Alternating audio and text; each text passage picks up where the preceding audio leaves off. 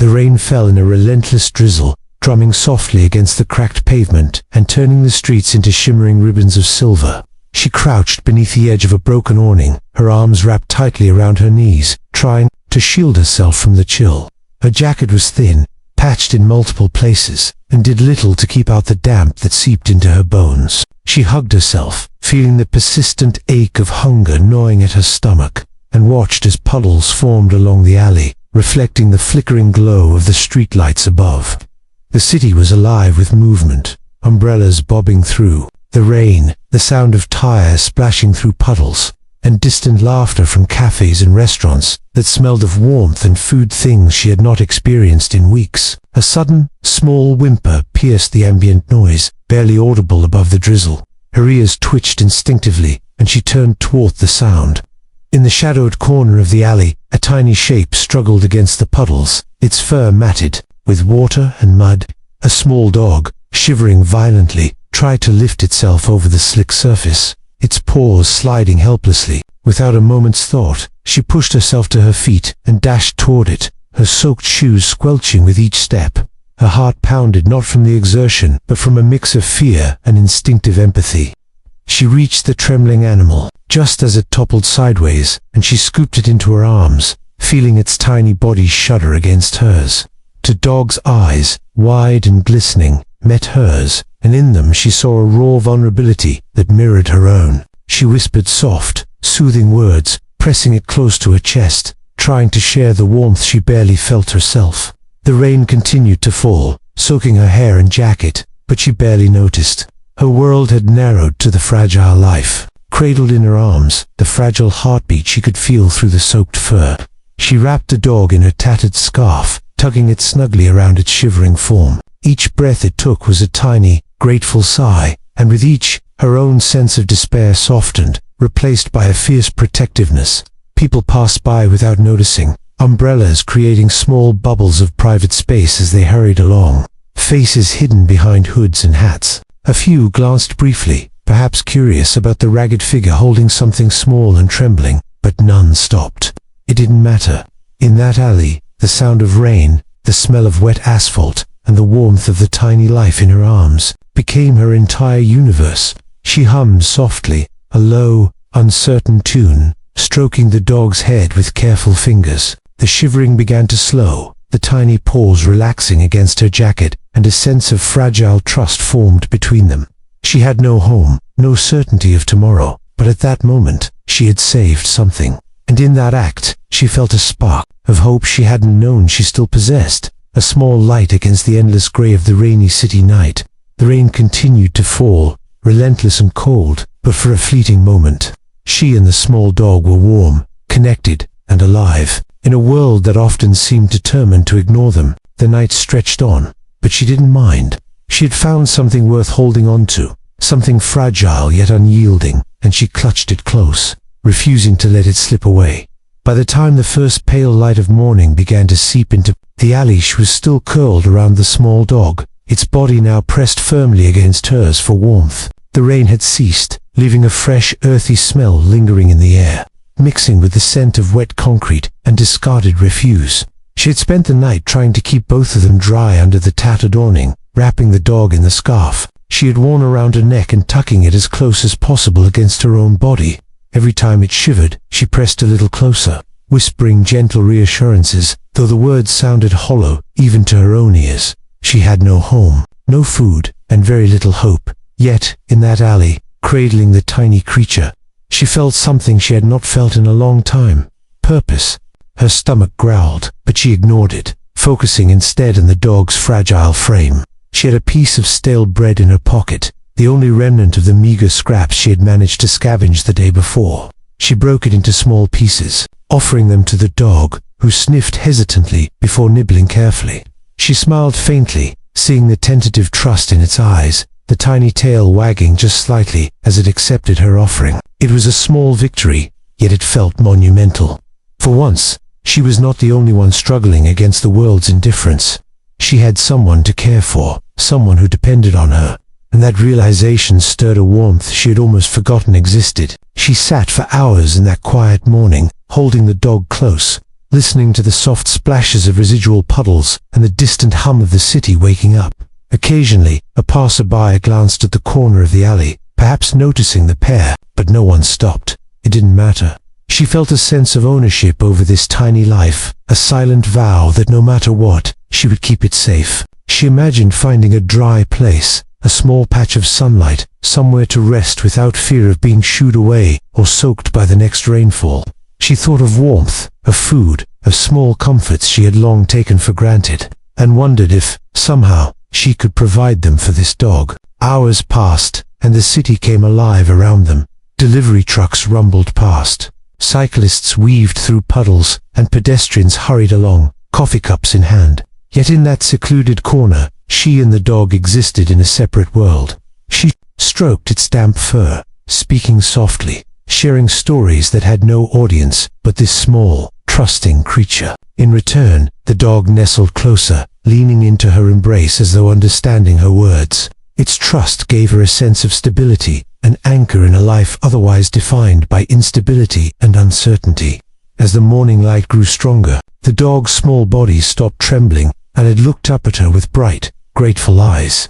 She felt a quiet pride swell inside her chest, a rare moment of connection and accomplishment in a life so often defined by struggle. For that brief span of time, the alley was no longer a cold, unwelcoming place, but a sanctuary of shared survival, a space where two lost souls had found each other, offering warmth, care, and the fragile beginnings of hope in a world that rarely paused to notice them. The knock at the door startled her, jolting her upright from the thin mat she had claimed as her bed. She had barely slept, curled around the dog, listening to the hum of the city outside and the occasional drip of water from the leaky roof. Her hands were calloused and rough from the constant struggle of survival, and for a moment she hesitated, unsure if she should answer. The dog, now dry and more confident, trotted toward the door, its small paws tapping lightly against the worn floorboards.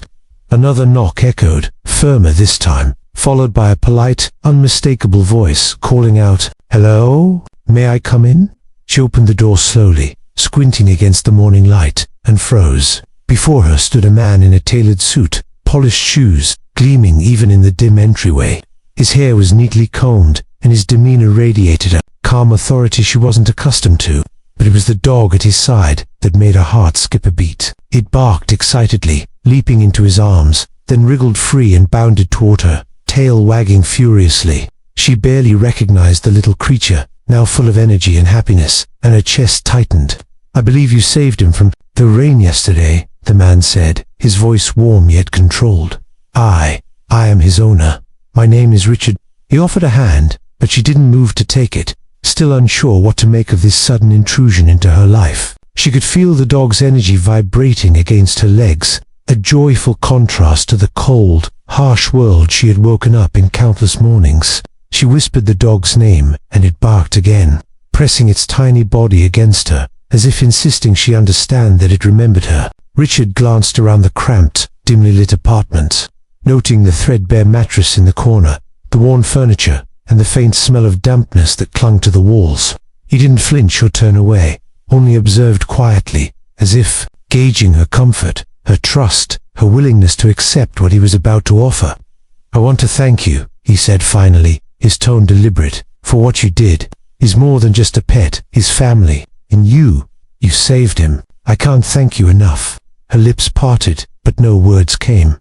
She had faced countless strangers in her life, some kind, some indifferent, some cruel, but never had someone like him appeared at her door with gratitude in his eyes. She could hardly believe what she was seeing.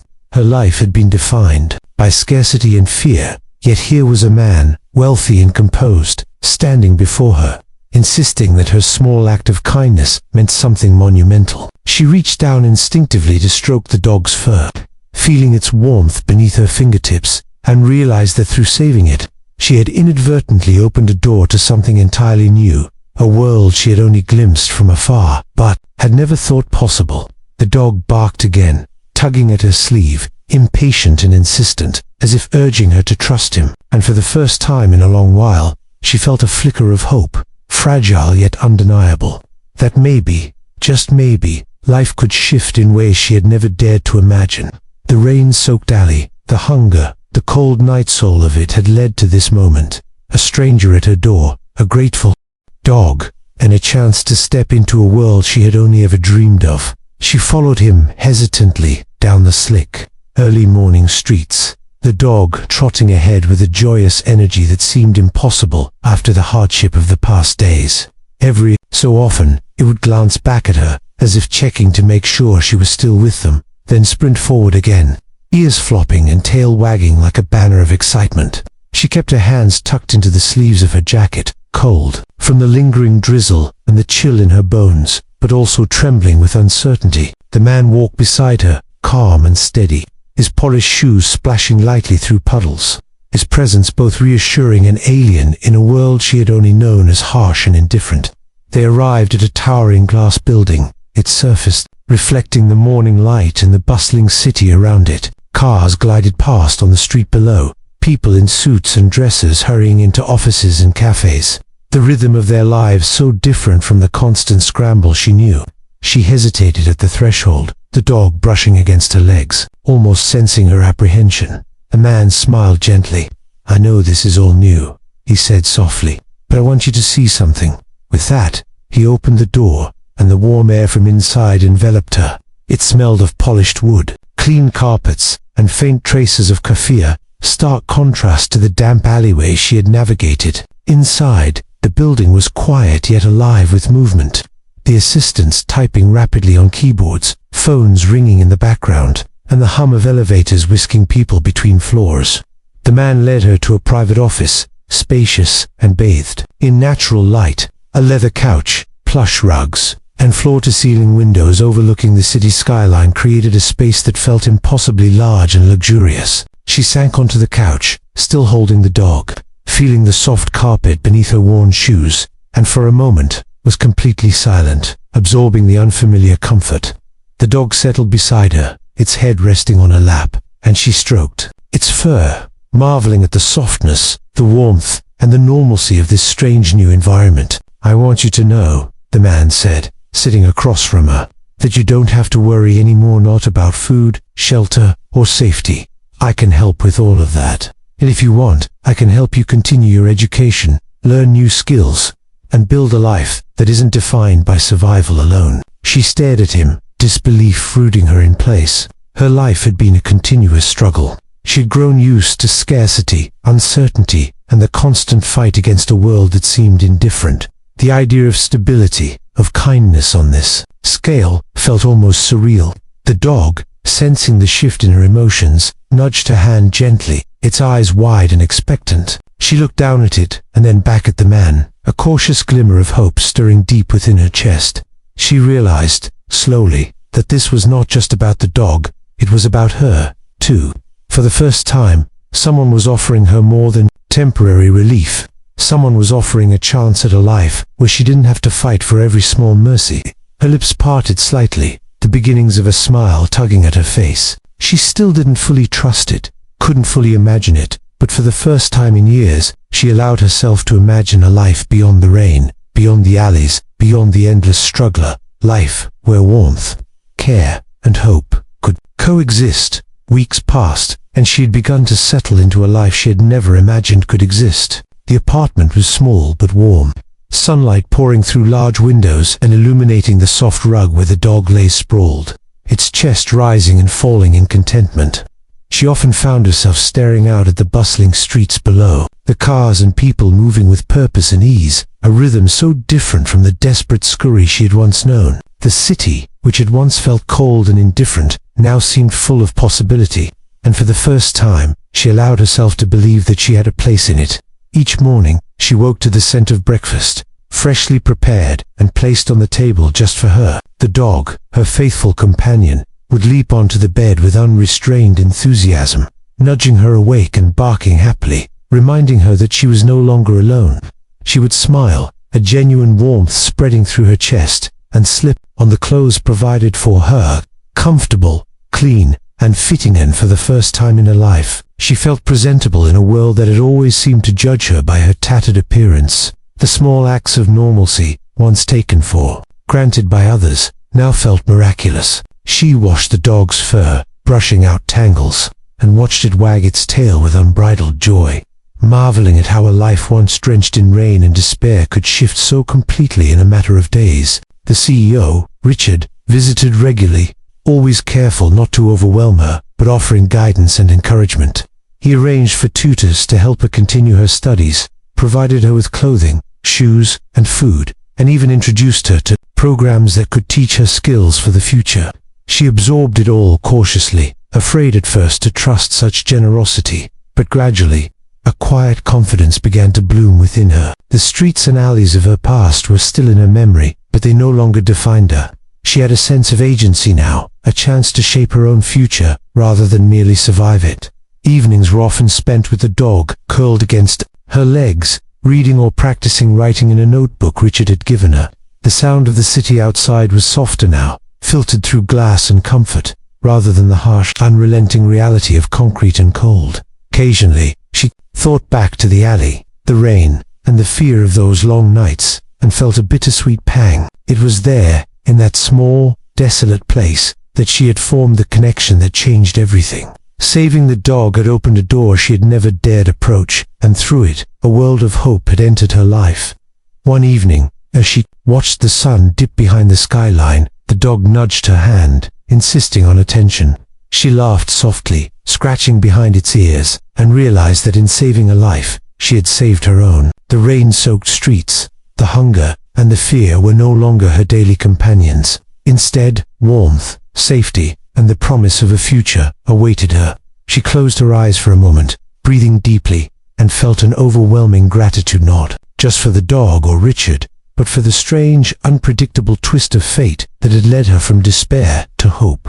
Her heart, once heavy with survival, now held space for joy, for trust, and for the simple, profound realization that a single act of kindness could alter the course of a life forever.